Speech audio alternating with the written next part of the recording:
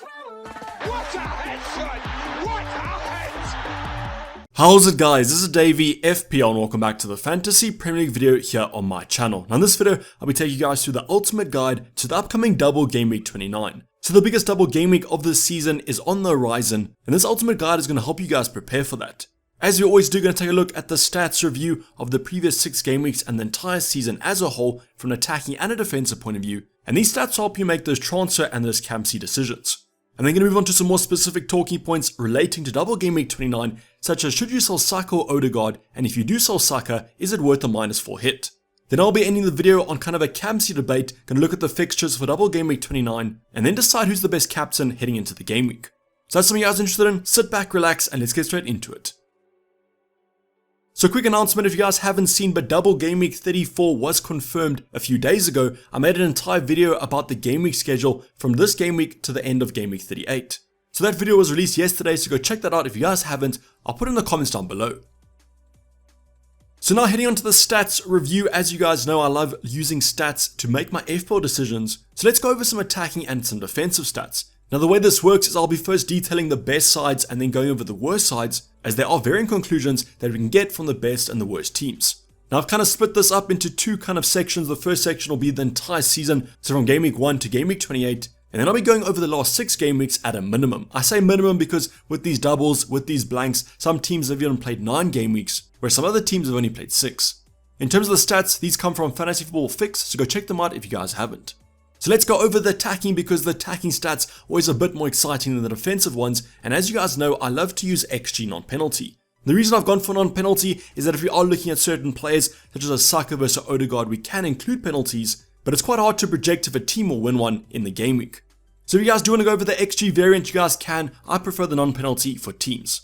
So on the left hand side, let's go over the entire season. The best attack has been Liverpool and Man City, both drawing on 1.91 XG non-penalty per game. We then have Arsenal closely following them, then Brighton, Newcastle, and finally United. Now no surprise here, over the entire season, we have the teams that are generally playing better, although Liverpool's form hasn't been that great. So let's bring up the right hand side. Over the last 6 game weeks, we see Brighton as the top attack with 2.05 XG non-penalty per game.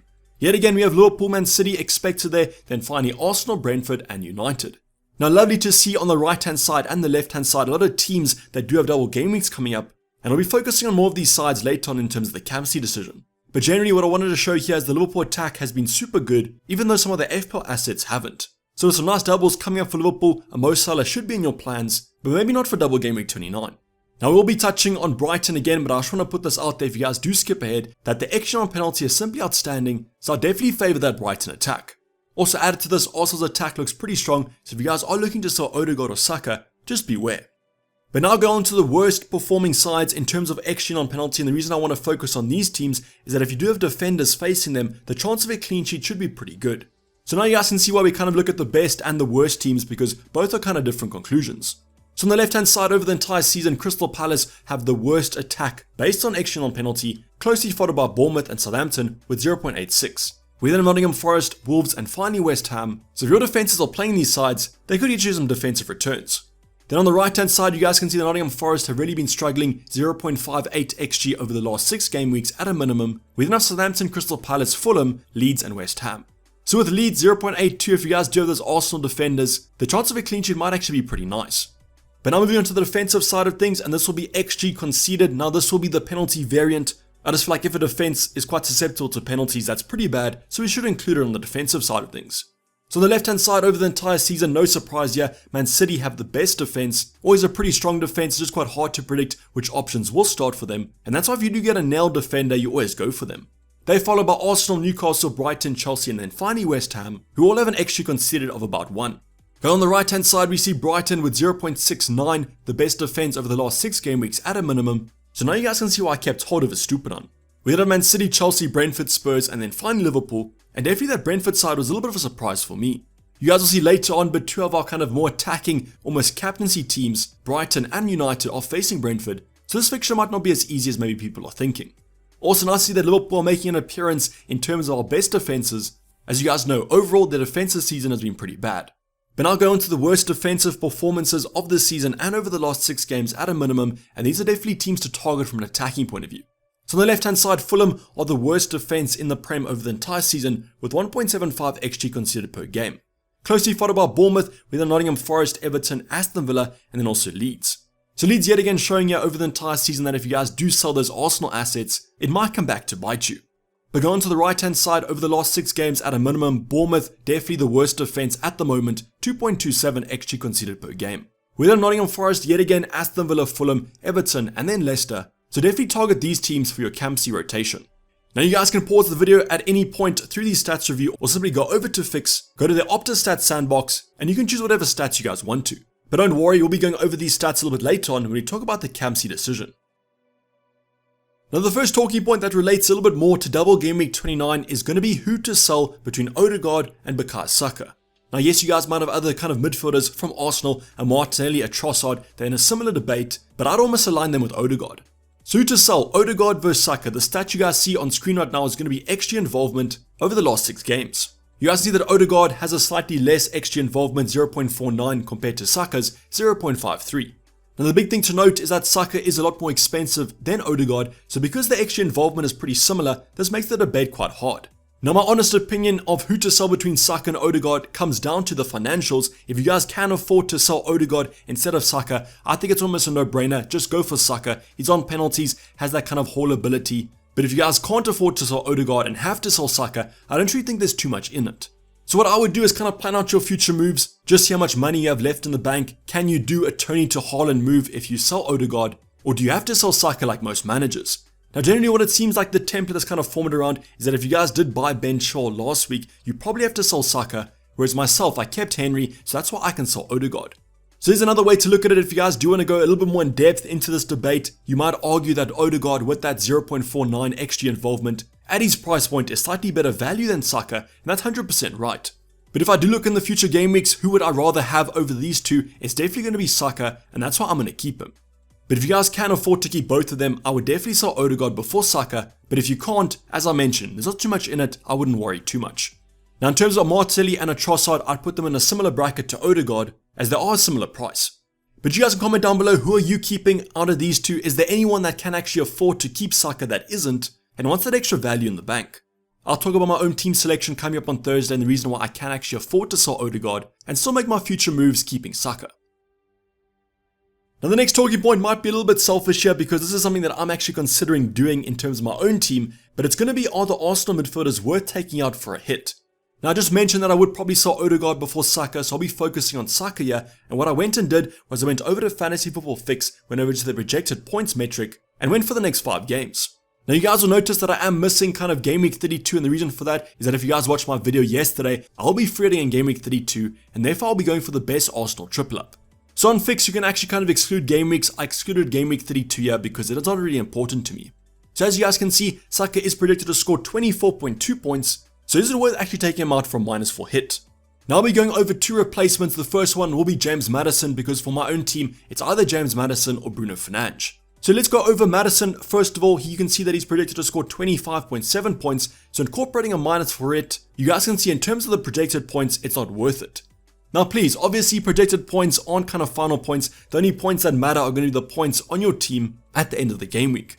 But what I like to use here is I like to use projected points as kind of a sense check to make sure that I am looking at the stats and the long-term decision making and not too much the short-term.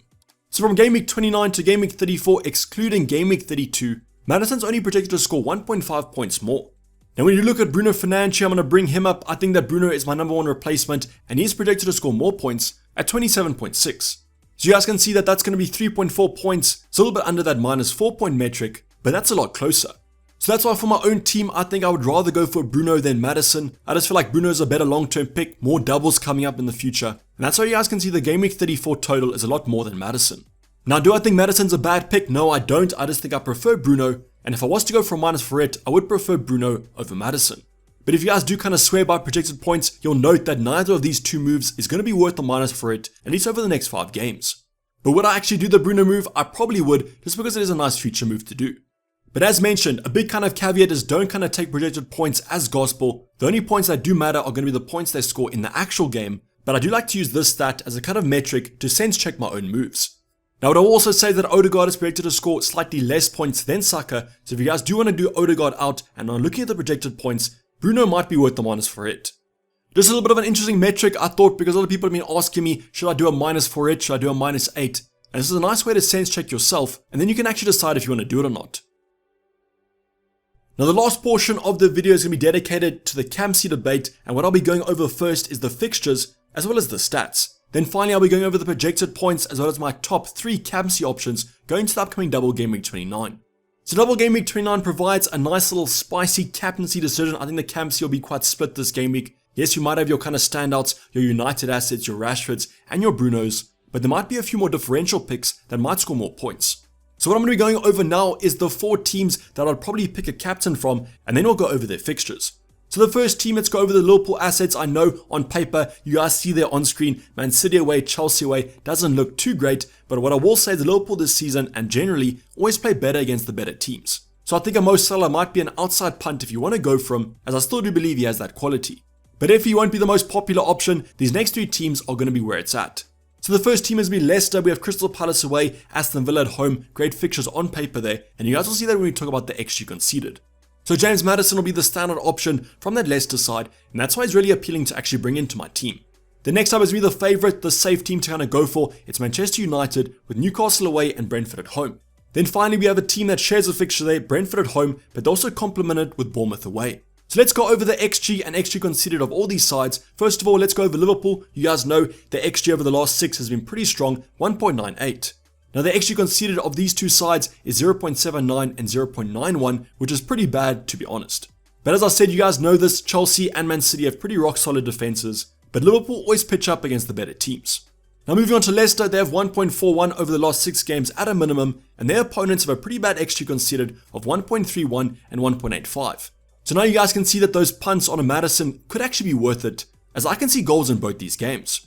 Then we have Manchester United, 1.44 XG per game, and their opposition have 1.28 and 1.04. So we spoke about that Brentford defense being better over the last 6 game weeks, and you guys can see it here with an XG of about 1. Now added to that, Newcastle's XG considered isn't as bad, 1.28 is also pretty respectable, but definitely not the best.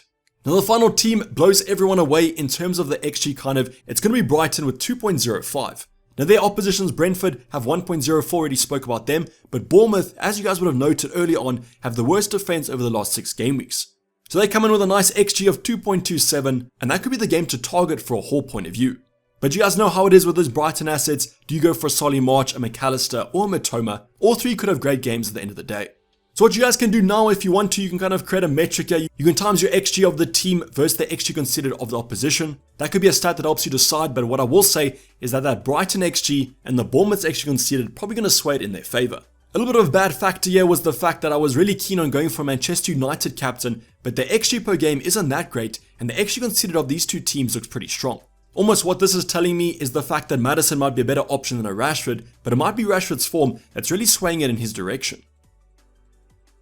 So now we've gone over the fixtures, let's go over my top 3 options for the upcoming game week. The first one is going to be Bruno Fernandes, and the reason I've gone for Bruno over Rashford is that we still have some concerns about Rashford, but he has returned to individual training. So what that tells me is that he should be perfectly fine, but I just wanted to go for a replacement in case he's not. So make sure that you guys do watch out for that press conference, but as far as I know, he should be fine. Now I've already spoken about that Newcastle and Brentford fixture being a lot tougher than people are expecting, but I just think United will win these games and probably score 1 or 2. So I guess all that Rashford has to do is continue his form, score in both these games, and you're going to be absolutely laughing. But will Newcastle and Brentford put on a pretty good defensive performance?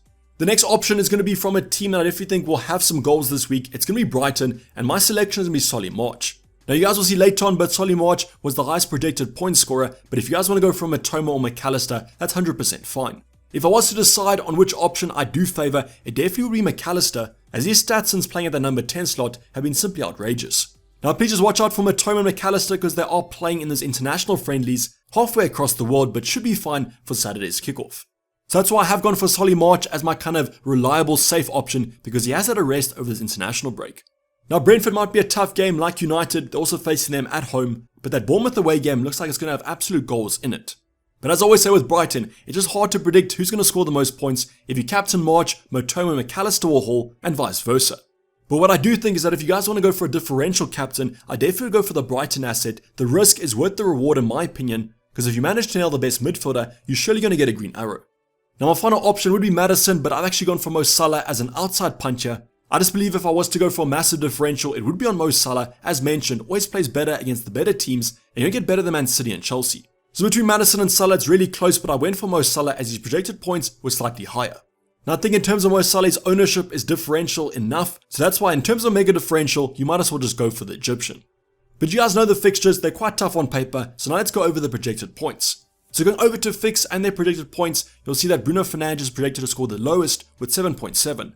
Now I want to add here that currently Rashford, being yellow flagged, has hindered his projected points as he is expected to miss some minutes in the first game. But that obviously will update if he's going to be pass fit, and I will update you guys in the deadline stream probably. We then have Solly March, the highest projected point scorer, 9.2, and Mo Salah with 8.6. Now if I do recall, I think Maddison was around 8 as well, so he's also a fine selection. But Solly March, in terms of projected points, in terms of the stats, looks like the standout Campsy option, so let's actually see who scores the most points in that Brighton midfield come game week 29. Now for my own team, I think I'm slightly edging towards going for Marcus Rashford if he is pass fit, but as mentioned, I do think from a differential point of view, and actually who I think will score the most points is going to be one of those Brighton midfielders. It's quite hard to predict which one. But let me know in the comments down below, who are you captaining for this upcoming game week? Are you going safe? Are you going differential? Are you going for someone I haven't even mentioned? Who's your highest point scorer in double game week 29? But this is the best for the video, guys. Hope you did enjoy it. Be sure to like if you didn't subscribe if you haven't subscribed yet. I'll be seeing you guys for loads of content coming up, a potential wildcard draft tomorrow, and the team selection on Thursday, where we will be using at a minimum 2 free transfers. But on my side off, it's been Dayvy FPL, and I'm out. Cheers, bye.